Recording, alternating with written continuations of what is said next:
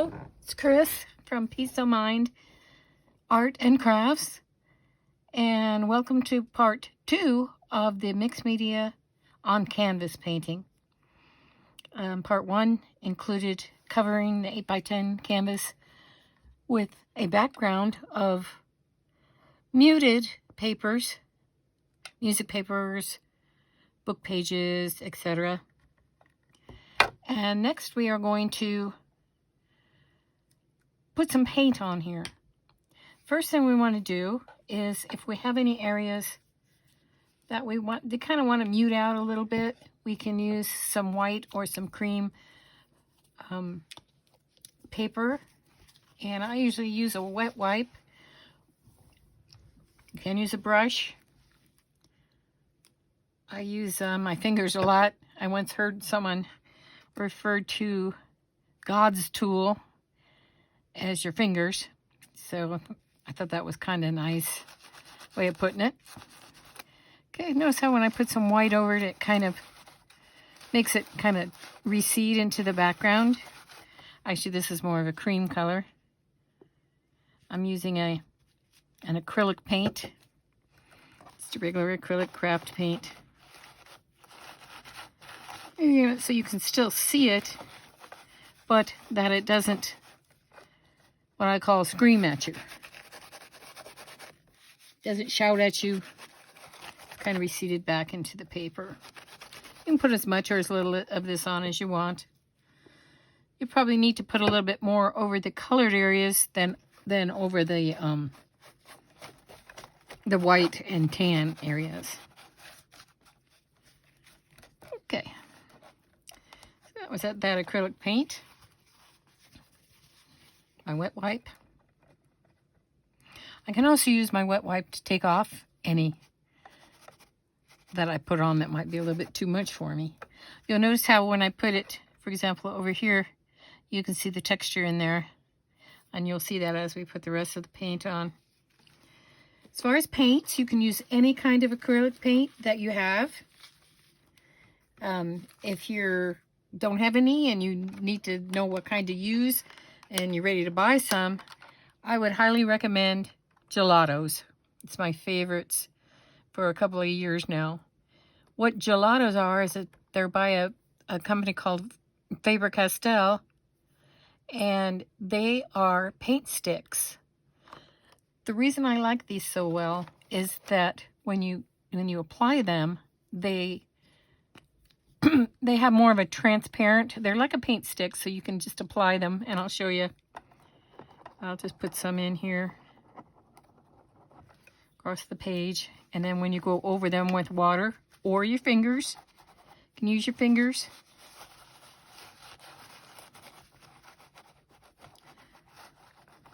And they'll show through the collage layers. Using blue here. Put a little bit more blue. Can you tell I like blue? Like I said, use your fingers or use your wet wipe that has a little water to it. Kind of thins it out. But see, after you apply it, you can still see the underneath layer of your papers. You can put it on thicker if you want it thicker and actually cover over it. This is not going to be a landscape scene. I have picked these two things kind of as my focal area. I've picked this is from a magazine. It's a magazine cut out of a flower. And then I've picked this Gypsy Girl, an old vintage photo which I printed and cut out. Black and white. Remember when I said black and white kind of makes the best show? So I'm going to put this somewhere on here. I don't know if I'm going to put it exactly in the middle. I could even turn it and put it on here this way if I want to. I think, however, I will go this direction. Okay, I first of all need to add some more paints. And I'm going to add some more paints that will blend in with these colors that are on here on my focal point. it's a good idea to have a focal point rather than just a bunch of like little areas. If you have a bunch of little areas, then you'll want to add something on the top of those for the focal point.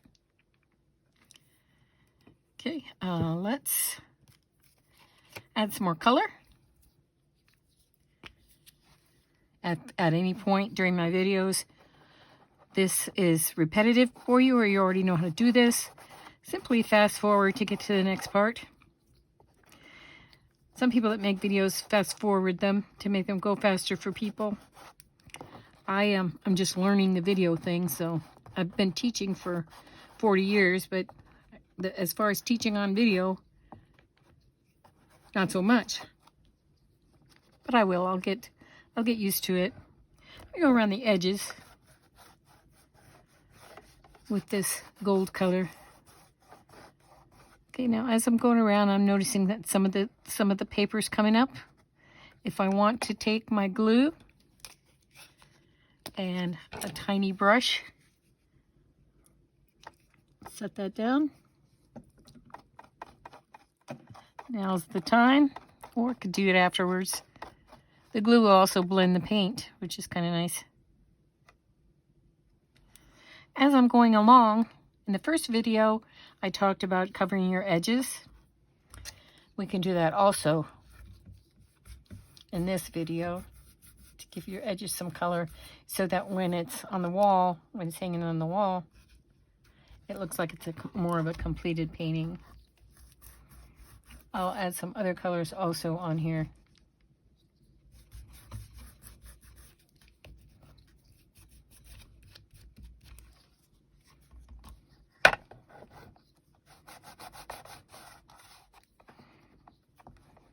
Take this gold up a little ways, up into the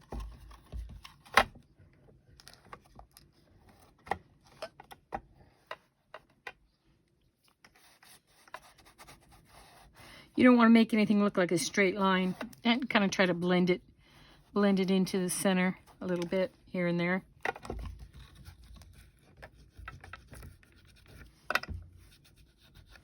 And like I said, you can also take your wet wipe. That makes it a little bit lighter if you want a lighter color. You can just leave it like that too. Sometimes I do.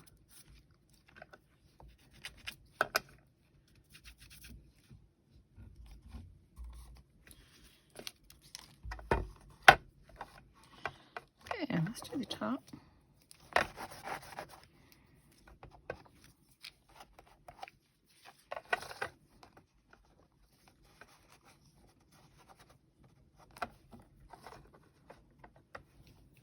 Now is a kind of a fun time if you want to do any drippage. By drippage, I mean where the colors drip down the top or the side of the painting. You'll need to put it on fairly heavy, fairly dark. And add a little bit of water to it with a brush.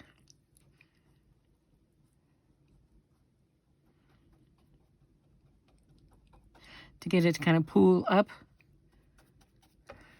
And then when you turn it up, then it should start dripping down the page. You can add more water as you go. This is going to be, when this dries, it'll be fairly faint. It won't be like these great big blobs on the paper. Or on the canvas, I mean.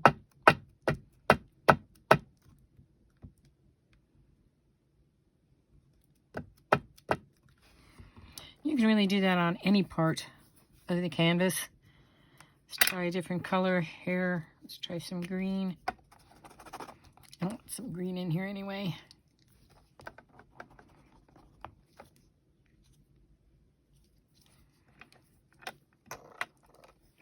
And the same thing with this as you did with your papers. Remember how we tried to get our different papers.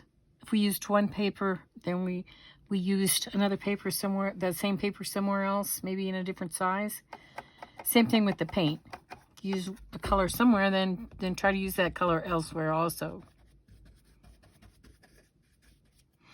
This paint also tends to spread if you use your paintbrush to spread it with.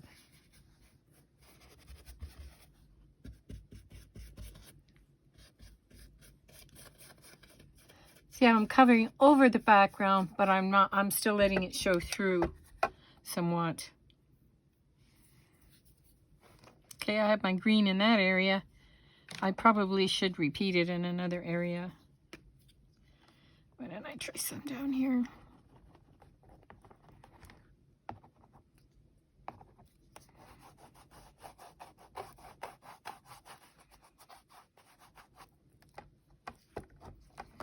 And I'm going to bring some green onto the edges also.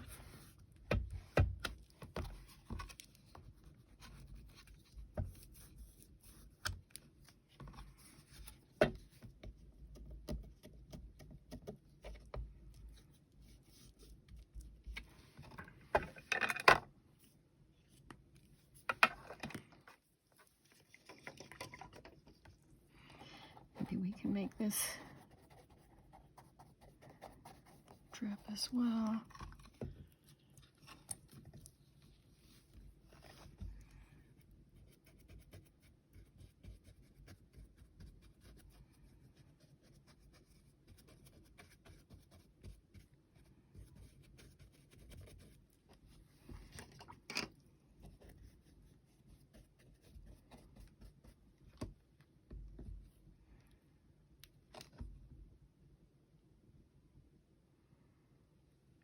Drips.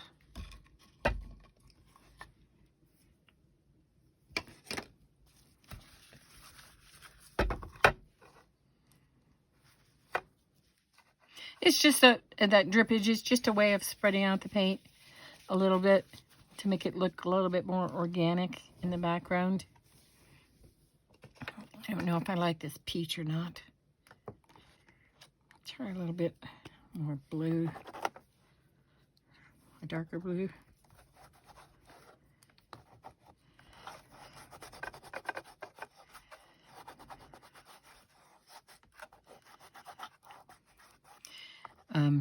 I think I mentioned this, but if you get some on there that you think that's just too much, or you don't like it, you can always go back in with your wet wipe before it dries and go back in and take some of it off of there to kind of soften it up a bit. I like the way this is up here, so I think I'm going to leave that.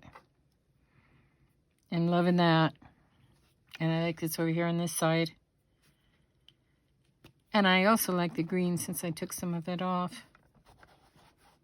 Now what I need to remember too is that I'm going to be covering over that more the middle part of it, so I don't need to really concentrate too much on that.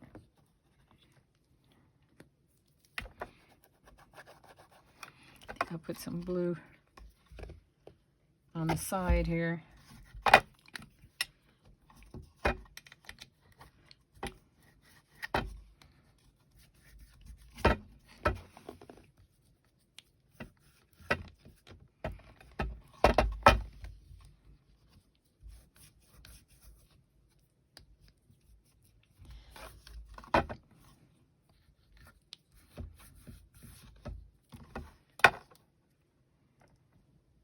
I have a tendency to work really fast, and which is good in a way, because I'm the kind of person that thinks art should not be perfect.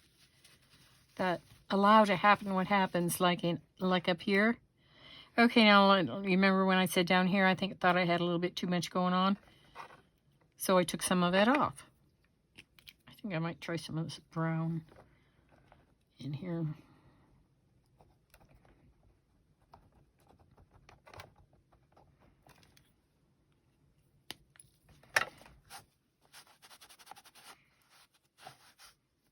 I like that. There, so we take that off.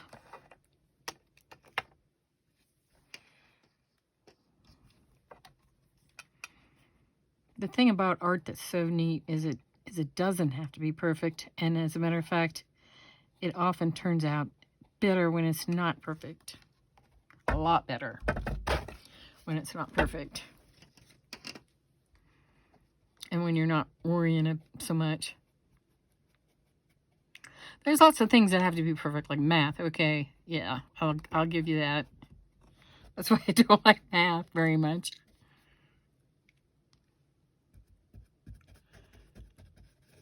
Because your answer has to be precise. And it's also why I do like art and crafts. The handmade look is what you're going after. You don't want something that comes from a factory where everything looks the same. Okay, like that. I still have some of this color on my, blend that in, a little bit more in here.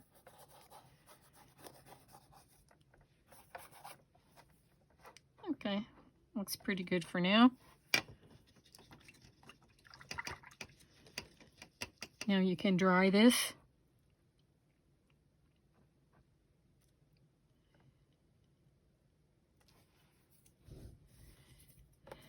If you want.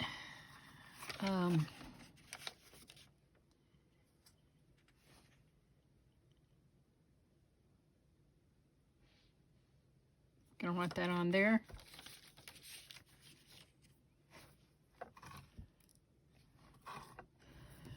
Let me see how much time we have left.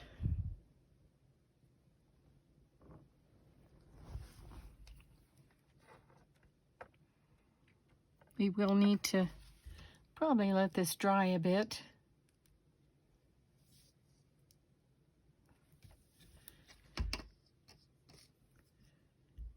Before we do the next part.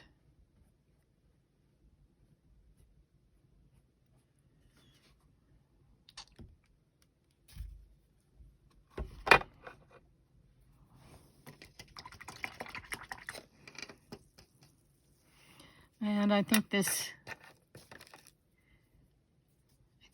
green up here is a little bit too bright, so I'm gonna put some blue in there. And that was over the tissue paper. That's where we can see some of the marks we made when we put it down with the Mod Podge.